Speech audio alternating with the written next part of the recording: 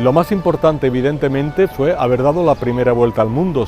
Por primera vez se hizo una circunnavegación en el sentido de los paralelos, y eso tuvo unas consecuencias extraordinarias para el futuro, porque ahí hubo datos hidrográficos, datos geográficos, datos sobre las riquezas de la zona.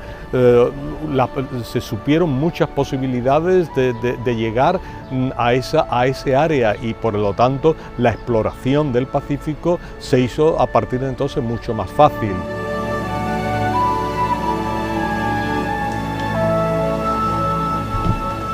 El archivo de India es básico para el conocimiento de la expedición de la Vuelta al Mundo, porque, claro, todos los documentos generados por la Casa de la Contratación, en lo que es el avituallamiento de los barcos, hoy se sabe todo lo que llevaba los 5 navíos, pero todo eso, es decir, los barcos, el avituallamiento y la tripulación, se pueden saber gracias a los documentos del Archivo General de India. Para buscar el paso, pues la obligación era ir avanzando, y en este avance hay una cartografía. Entonces esta cartografía que es del viaje de Magallanes es la culminación de toda esta cartografía de la Casa de la Contratación. Evidentemente también es el punto de unión entre lo que era la cartografía del Atlántico con la del Pacífico, pero la unión con lo que ahora es en un solo mapa, en una sola carta, encontramos ya el mundo completo. Unos hechos que cambiaron nuestra visión del mundo. La celebración del 5º centenario no pretende únicamente enseñar lo que somos o lo que hemos sido y resaltar una gesta española, resaltar la figura del Cano, la figura de Magallanes, sino también dar un impulso a la investigación sobre esta gesta.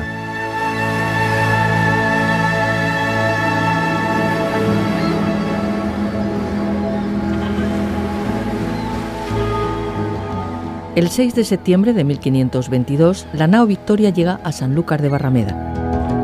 Habían transcurrido 2 años, 11 meses y 15 días, o uno más, desde que la Armada de la Especiería saliera desde ese mismo punto rumbo a las Molucas el 20 de septiembre de 1519.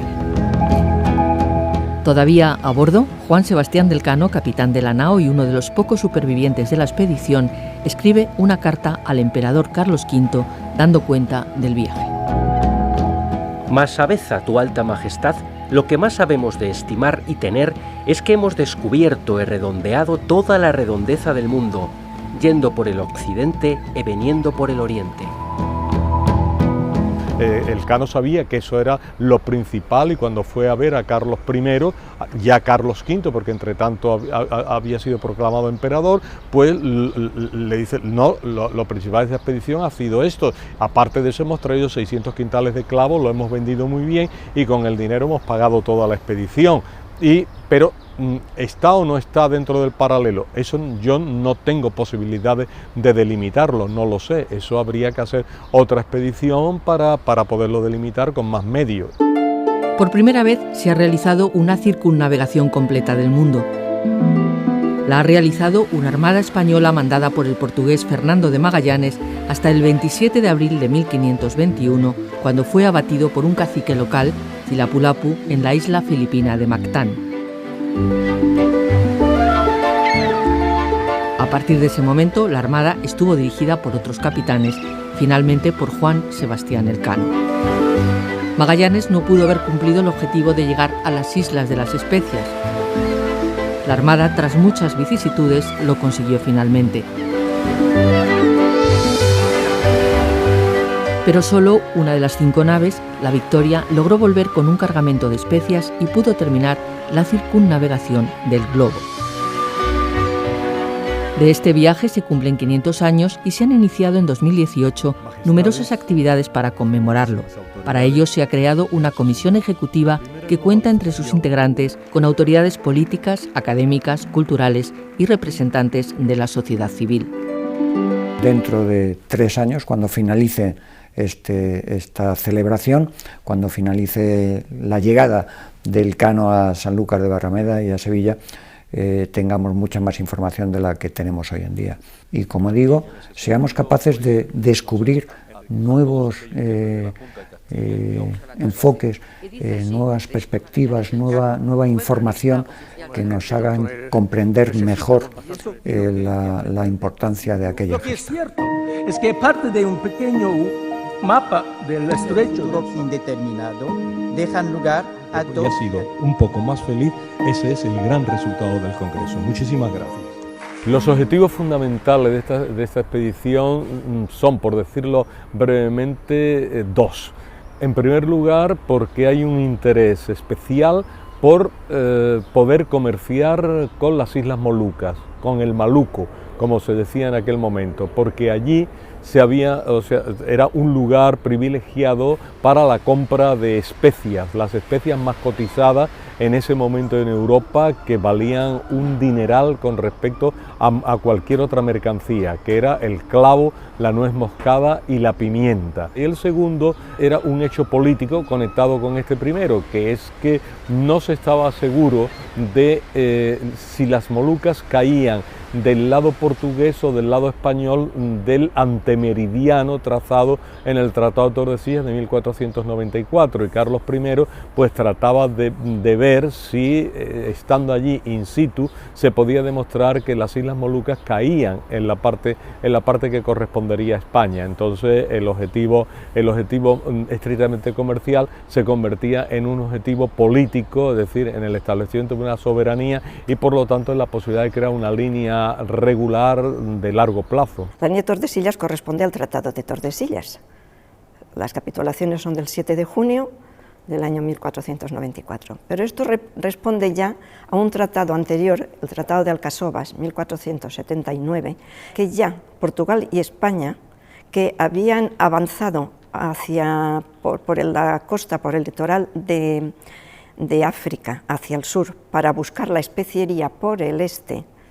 Básicamente era Portugal, porque lleva la avanzadilla, pero en estos movimientos de avance llega un momento que se establece un conflicto.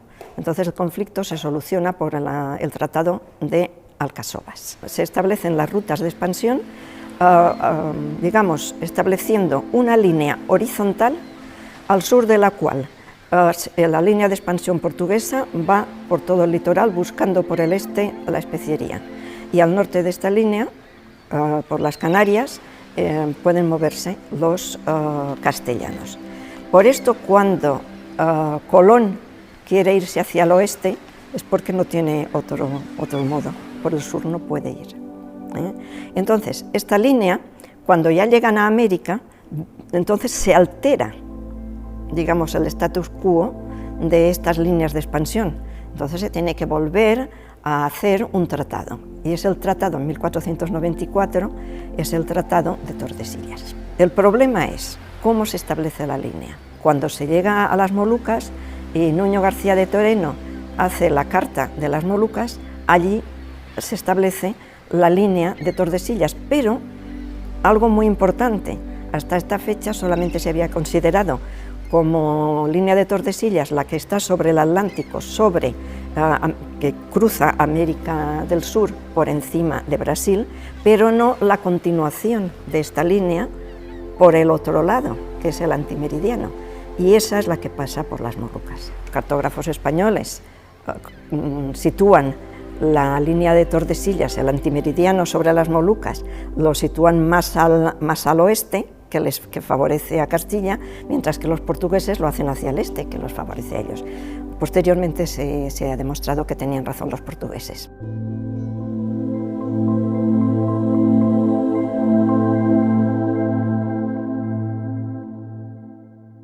Magallanes había estado muy cerca de las Molucas, no había llegado, pero había estado muy cerca, había tomado parte en un hecho de armas importantísimo, que es la toma de Malaca. La toma de Malaca representaba una vía facilísima. Una vez que se toma Malaca, se podía tomar como base para ir a China, para ir a Japón, para ir a las Islas de las Especias.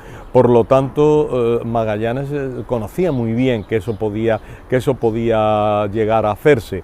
En Portugal, pues los planes de de Magallanes de poder ir por otra vía, en Portugal no interesaba en lo más mínimo. Por eso él abandona Portugal, como en su día hiciera el almirante Cristóbal Colón, y se viene a Sevilla, que es el centro donde se está fraguando todo.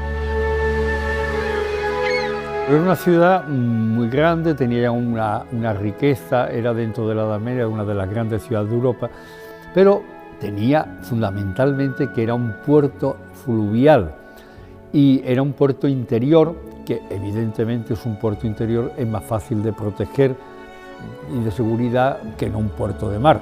Hay un ejemplo clarísimo, la ciudad de Cádiz, que está a 100 kilómetros, se ha conquistado 3 veces por piratas, Sevilla nunca. Entonces, claro, una de las razones era proteger la flota. Después tenía que tener un hinterland para suministrar los productos que había que llevar a América. Entonces, esas razones de tipo político, la decisión fue que en vida de Colón, porque eso se hizo en 1503, ya se decidió que todo el sistema de relaciones con América sería a través del monopolio, y el monopolio estaría establecido en la ciudad de Sevilla, donde permanecería hasta el año 1717. En 1503 se crea la Casa de la Contratación, organismo responsable de la burocracia de la carrera de Indias y de la proyección y preparación de las diferentes armadas. Se convierte en un importante centro cartográfico y se encarga de la enseñanza de lo que se conocía como arte de marear o de navegar. En 1508, la corona creó el cargo de piloto mayor de la casa y estableció un único modelo cartográfico, el Padrón Real. Su primera ubicación estuvo en las Reales Atarazanas y después se trasladó a los Reales Alcázares de Sevilla, ocupando la Sala de los Almirantes y otras dependencias. La difusión del Padrón Real y de las cartas de marear estaba prohibida. La Casa de la Contratación tenía la norma de que la cartografía era secreta. Estos mapas eran los que demostraban las zonas de expansión que España tenía por las distintas partes del mundo, pues lógicamente no lo iban a hacer evidente al resto de las potencias, que también perseguían lo mismo. Lo que ocurre que como los pilotos y los cosmógrafos a veces pasaba un poco como en el fútbol, que pasan de un equipo al otro. Por ejemplo, Américo Vespucci fue en un viaje con Juan de la Cosa y con Alonso de Ojeda en el año 1499-1500 al servicio de Castilla, pero 2 años después, en el año 1502, estaba al servicio de Portugal y bajó por el litoral atlántico de América del Sur, y es cuando él tuvo ya la noción de que el continente, de que esas tierras que estaban recorriendo, esos litorales, pertenecían a un continente de grandes proporciones. Y de ahí empezó a pensarse que para poder encontrar la especiería era necesario un paso. Y la casa será la que se encargue de proyectar las diferentes armadas para la búsqueda del paso. Al fin y al cabo, lo que ocurre es que Magallanes, claro, él dice que se puede ir del este al oeste, pero no es una idea nueva en realidad, es la continuación de la búsqueda del paso, que llega un momento en que ya se ha recorrido casi todo el litoral atlántico y lo que queda es la parte de América del Sur y llegar hasta ver dónde se puede pasar. Los españoles conocen las islas porque las noticias se dan, porque hay una idea de que al otro lado de Existen otros territorios y que esos territorios pueden corresponder al Catay, al Zipango, a los que no pudo llegar Colón, porque se van dando noticias de las exploraciones portuguesas justamente por estos años, y esas noticias van alcanzando a España. Y hay que tener en cuenta un último dato, que en el año 1513 los españoles ya han llegado al Océano Pacífico, aunque entonces ellos lo habían bautizado como la Mar del Sur. Magallanes llega a Sevilla el 20 de octubre de 1517. Viaja solo, sin su socio y colaborador en este proyecto, el cosmógrafo portugués Rui Falero, quien sí le había acompañado hasta Castilla junto con su hermano Francisco Falero y el español Cristóbal de Haro, establecido en ese momento en Portugal. Falero ve este hecho con muchas reticencias, teme perder protagonismo, no sin razón, ya que finalmente no fue en la expedición. En Sevilla, Magallanes, después de algunas dificultades, fue bien recibido. Había una enorme cantidad de hombres de negocio en una ciudad que era muy internacional, donde había gente de todas las procedencias y donde había mucho dinero en circulación deseando invertirse justamente en ultramar, porque parecía que era el negocio más remunerador, el negocio más rentable del momento. Y en ese ámbito Magallanes tenía que ser escuchado. Aquí tiene muchos apoyos. Si se pone uno a dar nombres salen bastantes, pero por ejemplo vamos a citar dos que quizás sean los más importantes. Diego Barbosa llegó a ser su suegro, él se casó con su hija y era un hombre que estaba muy vinculado pues al Alcázar, a la Atarazana como alcaide, y que era un hombre muy vinculado a todo el mundo comercial sevillano.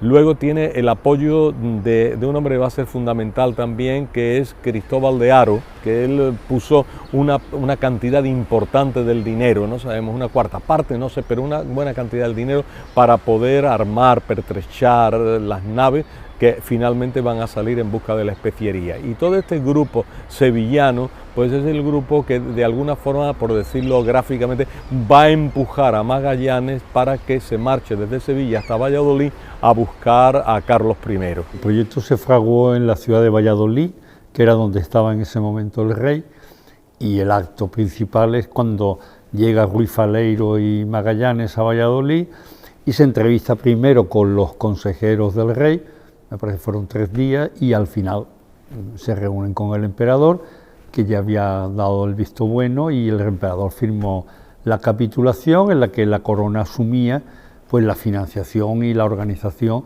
de esta flota según los proyectos que había presentado Magallanes. Luego en Valladolid, como dijéramos, es el pistoletazo en el que se da la orden.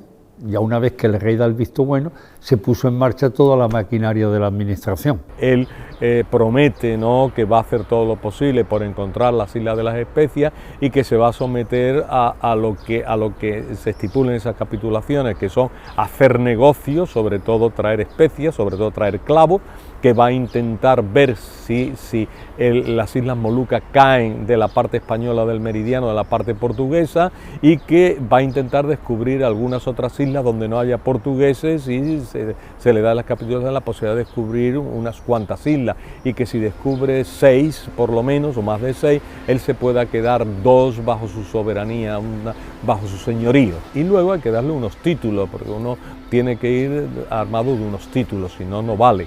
A Colón le dieron el título de almirante de la mar Océana, visorrey, le dieron varios. Pues a Magallanes también. Magallanes el título principal que le da es capitán de la Armada de la Especiería, o capitán de la Armada de los barcos que van hacia la especiería. Ese es su título principal. Luego además lo nombran adelantado y gobernador de aquello que está por descubrir, pero que puede ser descubierto. Todo equipo de varias naves que parten hacia ultramar se le llama armada, con minúscula.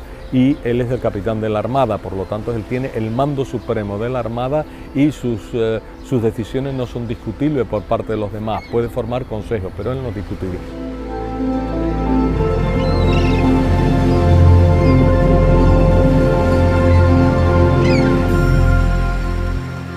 Pero cuando la corona dio la orden de que se armara una flota para hacer la expedición del Maluco, pues claro, la carta tuvo que salir del Consejo a la Casa de la Contratación. Dijeron, pónganse ustedes en marcha, porque ustedes son los que tienen que buscar los barcos, los que tienen que habituallar los barcos y los que tienen que encargarse de buscar la tripulación. Ustedes son los que están a pie de obra del río Guadalquivir y a ustedes les corresponde esa parte técnica. La parte política la tiene el Consejo. La propia corona le da unas instrucciones que están en 74 o 75 artículos, en los cuales se especifica exactamente todo lo que debe hacerse para el gobierno de los barcos, el gobierno de la Armada. Es muy interesante, sobre todo porque, por ejemplo, hago hincapié en eso porque es curioso cómo deben regirse los barcos entre unos y otros mediante unas señales durante el día y después durante la noche también haciendo fuegos, Por ejemplo, un fuego significa que está indicando la situación del barco, 2 fuegos indicando que se acercan o que se alejan, etc. O sea que es todo un tipo de señales para poder organizarse bien.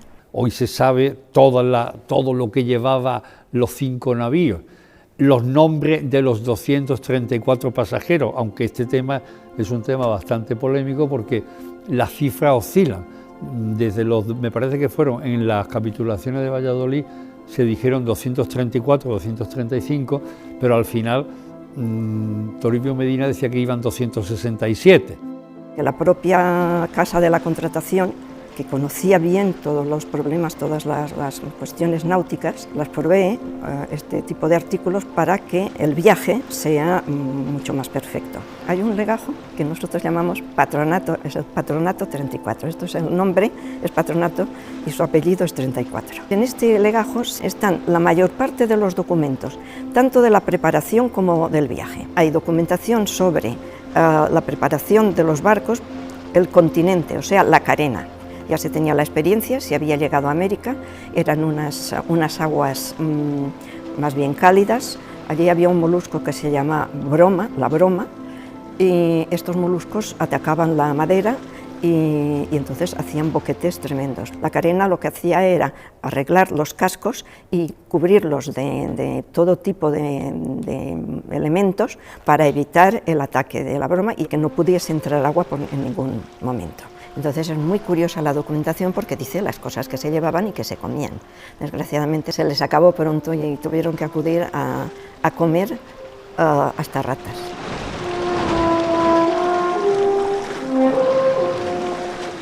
Yo he leído y se ha escrito mucho sobre que los barcos que se compraron eran unos barcos de segunda, tercera, cuarta mano, haciendo referencia a que sus condiciones no eran buenas en el momento de la compra.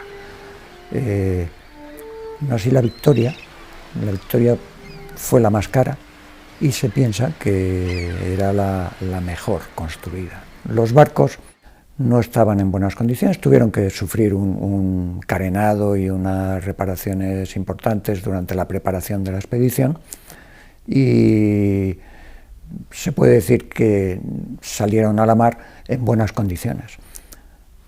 Eran unos barcos minúsculos para lo que es el concepto de la navegación hoy en día, eran unos barcos de entre 20 y 30 metros de eslora, muy pequeños. Y se cree que la Victoria se construyó bien en Ondarro o en Zarauz y todas menos una fueron construidas en el norte. Una de ellas parece que fue construida en Bretaña.